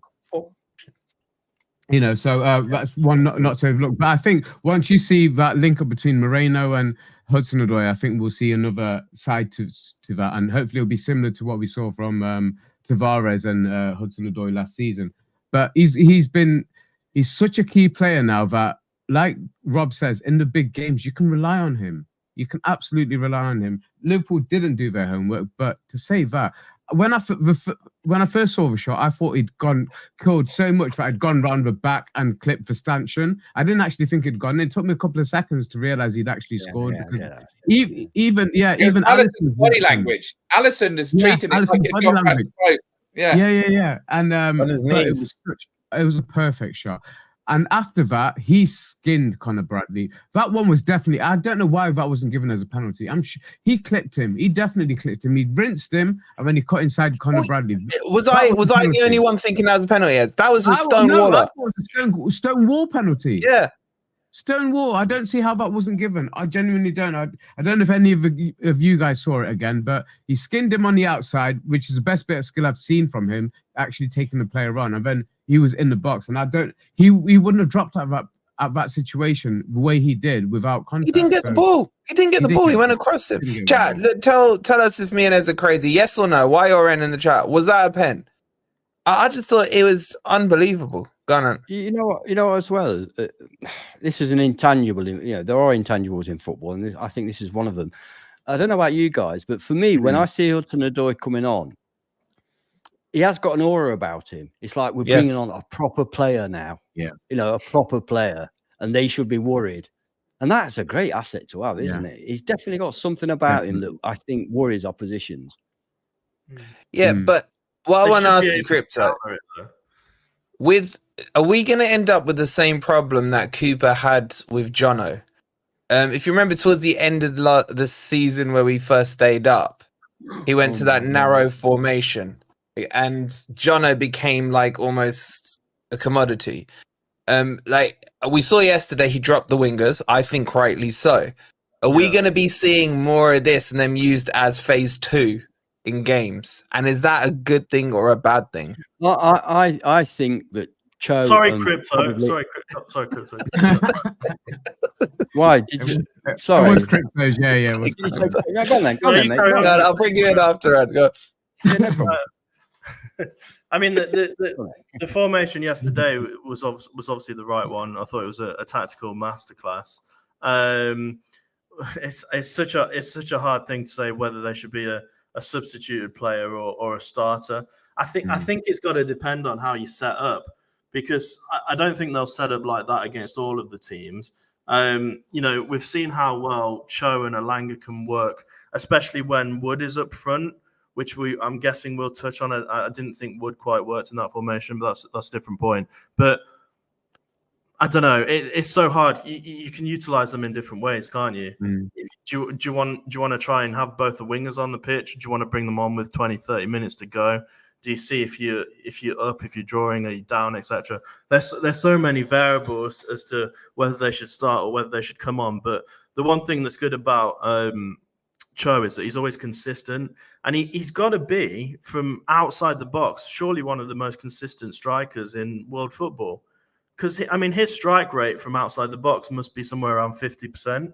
Every two shots, yeah, more on that. And I can't believe that teams haven't sussed it out, because all he is, and I'm not saying this is, it's a very hard thing that he's doing, but all he is doing is pressing R1 shoot and finessing it into the right-hand corner. And the amount of times he's done it this season, last season, how defenders haven't worked him out, I just don't know. But for me personally, I would probably start him, because I think he's good enough to have as a starter. And then, the opposite wing for me would be Jota. I do want to touch on something Rob said. Sorry. I just want to give Rob his flowers, but he did touch on it earlier about the way Nuno brought the wingers on. And staggered the substitution only by a few minutes, but it really caught Liverpool out because they weren't expecting us to give them that threat. Sneaked them on, didn't he? Yeah. Did you notice as well as Callum Hudson-Odoi started on the right? He started on the right. He didn't start on the left. Yeah. By the way, I've just noticed Nicky's changed his name. It absolutely cracks me up. I didn't even notice. Oh, he's so obsessed. The wedding was last night. The thing about Hudson-Odoi is I think everybody does know his move, but stopping it is something else. It's all right. You don't know players going to do something, but the young lad who didn't was a sub, wasn't he? The lad who Bradley, yeah. He was wasn't he? So he probably maybe wasn't, quite as on point as.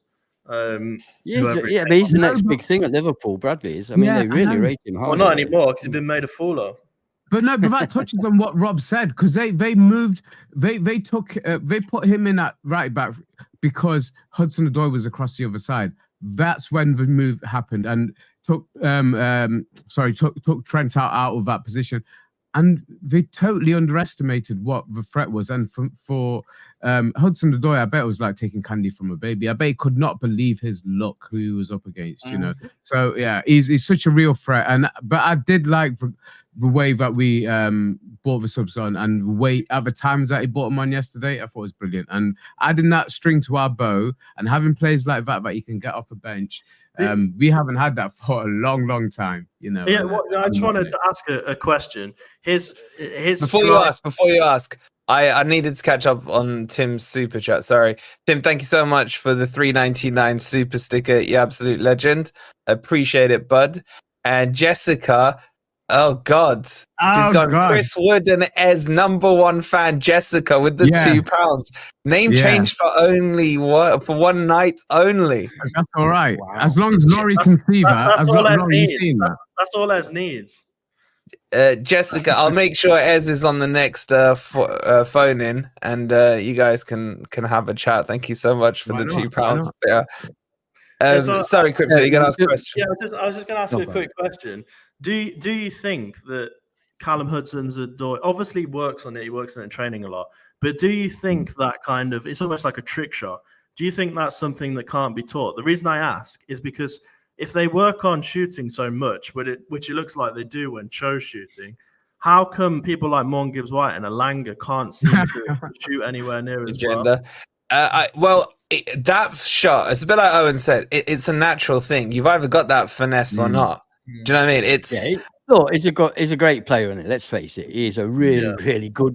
I mean, you look at where he was a few years ago when Bayern Munich were offering 100 million for him and stuff like that. This is no idiot. This is no crap player we're talking about. We're talking about a quality. We are so lucky to have got him and so lucky to have got him at that price. It's almost unbelievable. Yeah. Now, my personal opinion is that for Nuno, his best 11 will include Cho and probably Elanga, right? That is his best 11. But obviously, you can't play that willy-nilly. You go away to Liverpool. He made absolutely the right decision to drop both of those and bring them in later. So there will be times when Cho's not first pick, but generally speaking, I think he will play. I think he will be the first pick for Nuno. And he's a threat off the bench. Like you say, he's a massive threat off the bench. Whether he starts or finishes a game, But I would like to see him and Moreno build up a for what? Yeah. How nice is it, Ed? How nice is it to see at 70 minutes Callum Hudson-Odoi coming on? Yeah. I mean, you think, wow, now they're in trouble. He stands there with that steely gaze, ready to come on. Like, I'm going to come on. I'm going to make a difference. And I think that's how Nuno G's him up as well. They were all praising Nuno. 3 million. Yeah, absolute bargain. Absolute bargain. Have we missed a super chat? I've seen a few people saying. So. Apparently, Chris. A guy called Chris's super chat. Oh, crap. Sorry, Chris. Apologies, bro. I thought I'd read that one out. Thank you for the £2. Yeah, drop Morgan Gibbs-White to get us out of the rut we're in, he says. Yeah, exactly. I think there's a chunk of sarcasm in there. It's a fair point. Thank you so much, Chris. And Greg with the 16 months. Thank you so much, Greg. Appreciate it, bro. Apologies, Chris. I thought we'd seen that. Okay, Rob, I want to just quickly, I did say extended. We're nearly at 2 hours here. So we just got to touch on the keeper and Elanga. Let's talk about... There's Laurie wanting to talk about Jota as well, mate. She's been asking all stream. All right. Okay. Freaking out. All right. I don't want to go over 2 hours. See, Laurie, I've got you back. I don't care how you feel about me, but I've got you back. When Elanga, all right, so we'll do this. So hold on, Rob. We'll do this. You talk about Elanga, and you can talk about Jota, and then you two can sort out the keepers and appease Nicky as well. So go on, Rob. So when Elanga did that first shot, hold on. Apparently, I missed another one. Yeah, we'll check. Oh dear. Apologies. I don't know. I read this one, Jessica, didn't I? What a big Oh yeah, you did. Yeah, I've seen that. Oh no, it's this one. Apologies, I did miss it. I did miss it. Jessica with the £2. Morgan needs dropping. I think she means for at least one game. I missed a couple here. Sorry, Matt, as well. Matt with the £4.99. I agree with Ant. Doing your job and what is expected is a 5. Thus, Yates is a 5. Is not the same as Morgan Gibbs-White, a 5. Yeah, Morgan Gibbs-White is not delivering what we expect and need. He says. Very fair point. Very fair point. I don't think I've missed any others. I'm sure you guys in the chat will let me know. So go on, Rob, on Elanga. So when Elanga blazed that first one over the bar, I turned to my dad and I said, he's been to the Divock Origi School of Finishing. I mean, it was shocking. But the second one that he hit on the volley, he hit quite well. Interestingly, about that second one, Jota Silva actually got up in the air, did a tremendous leap, and flicked that on for him. So I don't know I don't know in what formation you can have those two both on the pitch at the same time. But that was a wonderful bit of link up from two people who were probably fighting over one position. Didn't he outleap Van Dijk on that one? I think it was in the previous stream that he's actually really good in the air for an average guy. So you're meant to be talking about Elanga. He's meant to be talking about Jota. You're doing a crypto. Hurry up, Rob. I'm allowed to do both. So he hasn't produced his best work in the first 3 games, but yesterday. Wait, who are you talking about now? Elanga, right? He hasn't produced his best work in the first 3 games. And I was frustrated not to see Jota, especially when Jota was brought on 91 minutes. But that was the best Elanga performance I've seen for a long time yesterday, considering he only had half an hour and he was really involved. He caused them a lot of problems. So I would leave him in for the Brighton game. But, some kind of formation that included Jota and Elanga would be pretty interesting because they linked up very well. Okay, that would need 12 players. Okay, Ez, we're going to add one in because your girlfriend is asking for it. Jessica, thank you so much, Jessica, for the £2. She says, can we talk about Wood too? And then she's doubled down on it to say, can we talk about Wood? We can't forget Wood. Thank you for the £4 there, Jessica. I'll leave your boyfriend to pick this one up. What did you think on Wood's performance? Well, he did a job. He wasn't a threat in the box. He did have one gilt-edged chance where I think he's rushed his shot, which on the occasion where I would expect him to show a bit more composure, I think he rushed his shot, but it was a great opportunity. But for the way we played, he was never going to get the chances. I still would have started with. I'm sorry, Jess, you're going to hate me. I would have started with Taiwo yesterday and brought Wood on when we brought the wingers on. He's on the couch tonight, boys. I'm sorry, but I thought that would have worked perfectly. Start with Taiwo. Start with Taiwo. Yeah, stronger with you. That's what I need. Start with Taiwo because of the way we were playing, trying to get on the counter attack. And then when we did bring the 2 wingers on, then I would have had Chris Wood on to finish a game and give us 2 or 3 goal lead. So, Jess, he would have, if we played him that way, we would have got the best out of Wood yesterday. But we didn't, unfortunately. I'm sorry. It's over. It's over before it started between the 2 of them. Thank you, Jessica. I bet you wish you didn't ask. And Jota. Yeah, I think I said earlier on, didn't I, that I... Wait, hold on. Sorry. I forgot. I'm forgetting all over the place. The chat, you went 47% of you 8 on a Callum Hudson-Odoi, 41% went a 9, 1% went a 6. There's an agenda there somewhere in the chat.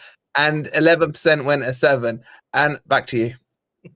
Yeah, I mean, I said earlier on, didn't I, that I'd like to give Jota a chance in the 10. I mean, I've been so impressed with everything he's done. We've not seen a lot of him, let's be honest, but what I have seen of him, I've been very impressed. He seems to have already having this may be pie in the sky, but he seemed to have an affinity with the club already. He seemed to really enjoy playing for Nottingham Forest. as does MGW. Let's not get it twisted. And I've been really impressed with his contributions. Like we said earlier on, he's good in the air for a little guy. He's really good in the air. He's very physical. He's quick. He's sharp. His passing, from what I've seen, has been really good. He gets involved. I'd like to see him given a chance in that number 10 position for at least a game, just to see how it goes. That sounds shit, actually. No, I'm not going to be all PC. No, I'm not going to be all PC. No, I'm not going to be all PC. I'd drop MGW and bring Dotter in for the 10. Oh, he's going a pair of balls. Oh, God. All right, Crypto, on the keeper cells. Obviously, he had that brain fart or hand fart, and then his hand spun around and sorted it out. But what did you think of his performance? I'll base my answer. Is Nicky still in the chat? Yeah, he is. I mean, I thought he had quite a good game, apart from obviously that huge mistake, which could have cost. There was those 2 mistakes in the games from Yates and Sells, which could have changed the game completely. After that, I thought he was fine. I thought he had quite a good game. I mean, Sells for me has always been a pretty safe keeper. I just don't know when Miguel's going to get the chance. I think from what I saw in that cup game, I know it's only one game, but Miguel was making some spectacular saves, which I don't think Sells could pull off. So for me, at some point, and I don't know when, and Nuno probably won't change it for a while, but I want to see Miguel in the net. And would you be saying that if Nicky wasn't in the chat? Yes, yeah. Okay. Yeah. All right. I don't think we've covered everything. There's plenty more we could still talk about. We're coming up to I've got something very important. I'm agreeing with you. Let's got his finger up first, Gunners. No, just I want to give a shout out to our boy. Finger up first. I know, but I was my middle finger. Gunners. Just a quick shout out to our boy Martin Sherlock Holmes for the shirt. I just wanted to give. I told him I'd give him a shout out. So thank you, bro, for sorting the shirt. Legend Martino, love Martino. And what you got to say? Well, it's something, I mean, amongst all this delirium and everything that we've been discussing about this match, we haven't discussed the most important thing of all. The table. Our away kit. Man City kit. That is now an iconic kit. People will be buying that kit purely on the fact that that's the kit we wore when we beat those fucking Scousers away from home. Yeah, but it looks horrible. Yeah. It looks horrible. And it doesn't. It's a little bit of info for you. I actually ordered mine about 3 days before the game. Not because I wanted it, because I thought, well, I may as well, why not? But now, it's even better now when I can't wait for it to arrive now. I was hoping it'd be here for me to wear tonight. We need a poll on that. We need a poll. Which is more iconic now? The bloody yellow and orange one from the promotion season, or the, I'm going to call it the Lazio one, not the Man City one. And you guys were right, because what happened? What did I buy from the club shop a few weeks ago? A Sangare shirt. And what's happened to Sangare?